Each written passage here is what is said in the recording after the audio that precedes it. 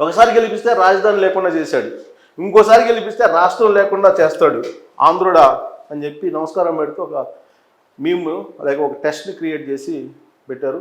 Next.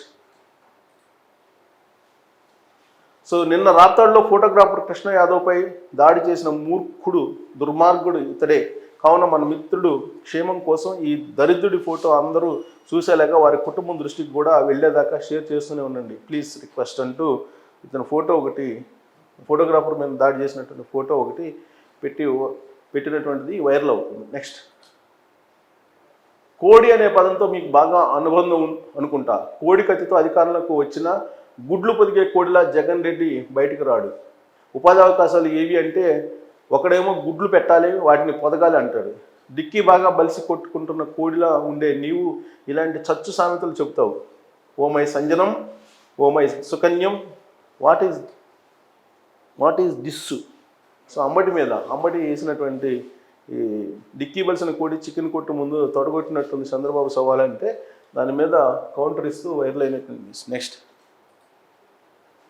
భారత్కి ముడుపుల హారతి, పైసా ఖర్చు లేకుండానే జగన్ జేబుల్లోకి రఘురామ్ సిమెంట్స్.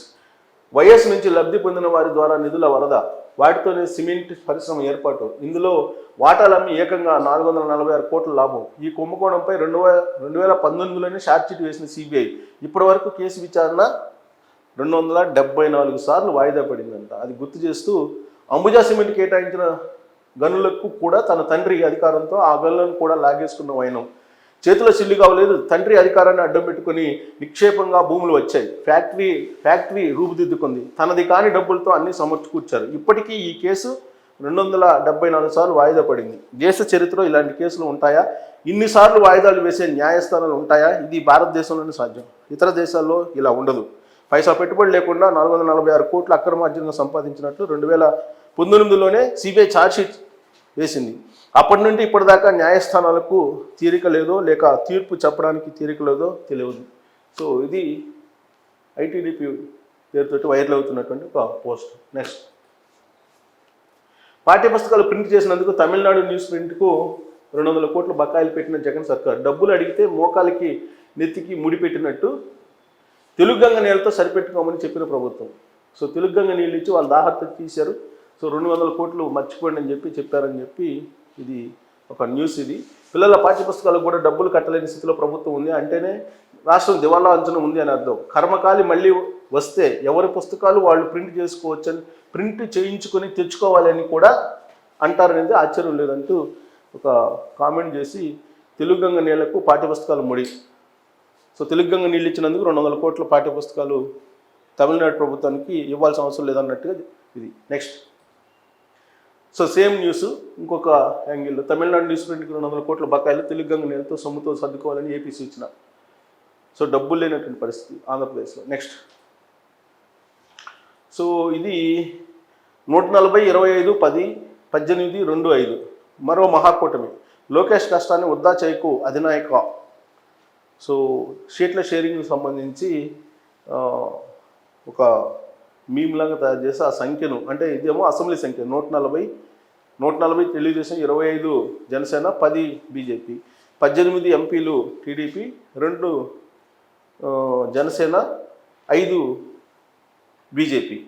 అది ఒక సంఖ్యని వేసి మరో మహాకూటమి. లోకేష్ కష్టాన్ని వృధా చేయకు అధినాయక అంటూ సో వాళ్ళకి షేరింగ్ ఎక్కువ, మాకు తెలుగుదేశం పార్టీ సింగిల్ గెలిచే అవకాశం ఉందనే యాంగిల్లో ఇది మీమ్ ఒకటి. Next. So alliance almost confirmed. BJP to get 4 MP 8 MLA seats. Purandeswari Rajahmundry నుంచి ఎంపీగా, కొత్తపల్లి గీత అరకు ఎంపీగా బీజేపీ తరఫు నుంచి, విజయవాడ సుజనా చౌదరి లేదంటే ఆర్ఎస్ఎస్ తరఫున చౌదరి ఎంపీ అంటాం. సో ఎవరు మరి. సో రాజంపేట నుంచి కిరణ్ కుమార్ రెడ్డి ఎక్స్ సీఎం లేదా సత్యకుమార్. సో వీళ్ళు బీజేపీకి సంబంధించిన ఎంపీలుగా శ్రీ అనేటువంటి పేరుతోటి వైరల్ అవుతున్నటువంటి ఒక పోస్ట్. నెక్స్ట్. ఎవరు నయవంచకుడు.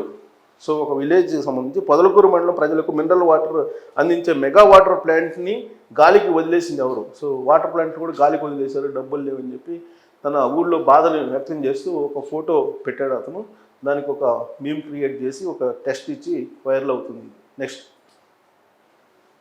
ప్రతి క్షణం ప్రజల కోసం, ప్రతి అడుగు అభివృద్ధి కోసం వస్తున్నా మీకోసం అంటూ గుంటూరు నగరంలో పలు హోర్డింగ్లపై వెలసిన ఫ్లెక్సీలు. ప్రతి క్షణం ప్రజల కోసం, ప్రతి అడుగు అభివృద్ధి కోసం వస్తున్నా మీకోసం. సో సిద్ధం పైన ఒక హోర్డింగ్ వేసి ఉంది, దాన్ని వైరల్ చేస్తూ ఉన్నాయి సోషల్ మీడియాలో. నెక్స్ట్ మీరేమంటారు? మైలవరం నియోజకవర్గంలో టీడీపీ సీనియర్ నేత మాజీ మంత్రి దేవినేని ఉమకు చంద్రబాబు టికెట్ నిరాకరించినట్లు తెలుస్తుంది. అక్కడ సిట్టింగ్ ఎమ్మెల్యే వసంత కృష్ణప్రసాద్ ఇటీవల వైసీపీ నుంచి టీడీపీలో చేరారు. దీంతో కృష్ణప్రసాద్కి టికెట్ ఇచ్చేందుకు టీడీపీ మొగ్గు చూపుతుంది. ఇది పాత వార్తే, మరి ఈ మధ్యకాలంలో కొంత అసహనం వ్యక్తం చేస్తున్నాడు ఉమా. ఏం చేస్తారో చూడాలి. నెక్స్ట్ సో రోజా, ఇది 60K ఏంటి? వయసు 60 లేదనుకుంటా రోజాకి, ఇంకా 60కి దగ్గరలో ఉందేమో. 60కి ఇంకా రీచ్ కాలేదండి. ఓహో 60K ఫాలోయర్స్ అంట, ఫేస్బుక్ ఫాలోయర్స్ 60K ఉన్నారంట రోజాకి. అది రోజా ఫైర్ బ్రాండ్ పేరుతోటి ఒక సింహం గుర్తు పెట్టారు, ఇక్కడ రోజాని పెట్టారు. సో 60K ఫాలోయర్స్ అండి, నేను ఇంకా ఏజ్ అనుకున్నాను. సో ఫేస్బుక్లో ఫైర్ బ్రాండ్ అంటే ఈ పోస్టర్ ఒకటి క్రియేట్ చేసి రోజా అది వైరల్ చేస్తూ ఉన్నారు. నెక్స్ట్ సో ఓపెన్ ఛాలెంజ్, సామాజిక న్యాయానికి నిలువున సిలువ వేసి బాధుడు పాలనతో ప్రజల రక్తం పీల్చేసి విధ్వంసపోకడలతో రాష్ట్ర భవిష్యత్తును కూల్చేసి ఇప్పుడు నువ్వు ర్యాంప్ వాక్ చేసి అబద్ధాలు చెప్తే ప్రజలలా నమ్ముతారు. జగన్ రెడ్డి, నీకు నీ ప్రభుత్వానికి కౌంట్ డౌన్ ప్రారంభమైంది. ఇంకా 50 రోజులే. రెక్కలు ఊడిపోయిన ఫ్యాన్ని విసిరి పారేయడానికి జనం సిద్ధంగా ఉన్నారు. వరం ఇచ్చిన శివుడినే బూడిద చేయాలనుకున్న భస్మాసురుడి గతే నీకు పడుతుంది. బూటకు ప్రసంగాలు కాదు, అభివృద్ధి పాలన ఎవరిదో, విధ్వంసం ఎవరిదో జనం ముందు చర్చిద్దాం. దమ్ముంటే నాతో బహిరంగ చర్చకు రా. ప్లేస్ టైం నువ్వే చెప్పు, ఎక్కడికైనా వస్తా, దేని మీదైనా చర్చిస్తా, నువ్వు సిద్ధమా జగన్ రెడ్డి అంటూ ఒక ఛాలెంజ్ చంద్రబాబు నాయుడు ట్విట్టర్లో విసరడం జరిగింది. దాని మీద అంబటి రాంబాబు డిక్కీ బల్సిన కోడి మటన్ చికెన్ షాప్కి వచ్చి తొడగొట్టిందని చెప్పి పోలిస్తూ దాని మీద సెటర్లు కూడా వస్తున్నాయి. నెక్స్ట్ 28న మంగళగిరి ఎయిమ్స్ జాతికి అంకితం. మంగళగిరితో పాటు దేశంలోని కొత్తగా నిర్మించిన 5 ఎయిమ్స్లను ప్రధాని మోడీ జాతికి ఈ నెల 25న అంకితం చేయబోతున్నారు. అలాగే విశాఖలోని microbiology food testing laboratory, 4 mobile food testing ల్యాబొరేటరీలు కూడా ఆయన వర్చువల్గా ప్రారంభిస్తారు. మంగళగిరిలో 183 ఎకరాల విస్తీర్ణంలో 960 పడకల ఆసుపత్రి, 125 MBBS సీట్లతో మెడికల్ కాలేజీ కోసం కేంద్రం 1618 కోట్లు ఖర్చు చేసింది. ఇది చంద్రబాబు నాయుడు టైంలో వచ్చింది ఎయిమ్స్. అప్పుడు కనుక చంద్రబాబు నాయుడు కనుక కేంద్ర ప్రభుత్వంతో కనుక లైజనింగ్ చేసి తీసుకురాకపోతే ఎయిమ్స్ కూడా పోలవరం లాగానే అయింది. నెక్స్ట్ ఉప సభాపతి కోలకట్లకు భారీ షాక్. విజయనగరంలో తెలుగుదేశం పార్టీ గూటికి 500 మంది వైకాపా కార్యకర్తలు. నెక్స్ట్ ఇది రాష్ట్ర వ్యాప్తంగా ఇదే పరిస్థితి. నెక్స్ట్ టీడీపీ గుంతకల్ నియోజకవర్గ అభ్యర్థిగా సుధాకర్ యాదవ్ పేరు సోషల్ మీడియాలో చక్కర్లు కొడుతుంది. పలు జిల్లాల్లో ఎన్నో సేవలు చేసి అత్యంత ప్రజాదరణ పొందిన సుధాకర్ యాదవ్ పేరు దాదాపుగా ఖరారు.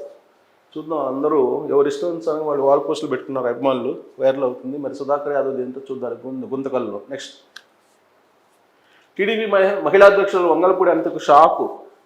టీడీపీ మహిళా అధ్యక్షురాలు వంగలపూడి అంతకు షాక్ తగిలింది. పొత్తుల్లో భాగంగా పాయకరావుపేట టికెట్ను జనసేనకు కేటాయించినట్టు తెలుస్తుంది. ఇదంతా కూడా కొంతమంది కావాలని చేస్తున్న డిస్టర్బెన్స్. ఇప్పటివరకు పవన్ కళ్యాణ్ కానీ చంద్రబాబు నాయుడు కానీ అఫీషియల్గా ఎక్కడ అనౌన్స్ చేయలేదు. నెక్స్ట్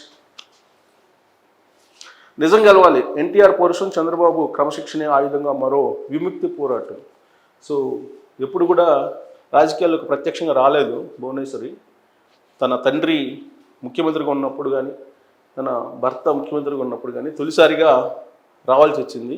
అది కూడా కేవలం జగన్మోహన్ రెడ్డి చేసినటువంటి పనికి రావాల్సిన పరిస్థితి. అందుకే విముక్తి పోరాటం అవసరము అని చెప్పి ఆమె స్లోగన్ ఇస్తూ నిజం గెలవాలి నిజం గెలవాలి అనేటువంటి ఒక పర్యటన చేస్తూ ఉన్నారు. నెక్స్ట్ 15,000 రూపాయలు మహాశక్తి.